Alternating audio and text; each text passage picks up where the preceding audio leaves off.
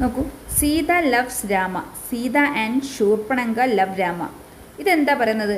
നടന്നുകൊണ്ടിരിക്കുന്ന ഒരു കാര്യം ഏറ്റവും ലളിതമായ വർത്തമാനകാലത്ത്, അത് മീൻസ് പ്രസൻറ്റ് ടെൻസിൽ പറയുന്നതാണ് ഈ സിമ്പിൾ പ്രസൻറ്റ് ടെൻസ് എന്ന് പറഞ്ഞിരിക്കുന്നത്. ഓക്കെ, എക്സാമ്പിൾ നോക്കൂ. സീത ലവ്സ് രാമ. സീത എന്താണ്? രാമനെ പ്രേമിക്കുന്നു അല്ലേ? Sita and Shurpanakha love Rama. സീതയും ശൂർപ്പണങ്കയും രാമനെ പ്രേമിക്കുന്നു എന്നിങ്ങനല്ലേ വന്നത്? നോക്കാം. സീത ഒരാളാകുമ്പോൾ, സീത മീൻസ് കർത്താവ്, ലവ് എന്ന് വെച്ചാൽ എന്താണ്? ക്രിയ, രാമ ഒബ്ജക്റ്റ്, എന്താണ്? കർമ്മം. ഓക്കെ, അപ്പം സീത ഏകവചനമാണെങ്കിൽ ലവിൻ്റെ കൂടെ എസ് ഉണ്ടാവും. ഓക്കെ, ഒന്നിൽ കൂടുതൽ ആൾക്കാരുണ്ടെങ്കിൽ അതിന് പറയുന്നത് ബഹുവചനം, പ്ലൂരൽ. അങ്ങനെ വരുമ്പോൾ ക്രിയയോടൊപ്പം എസ് ഉണ്ടാവില്ല. നോക്കൂ, സീത ലവ്സ് രാമ. സീത ഒരാൾ മാത്രമേ ഉള്ളൂ.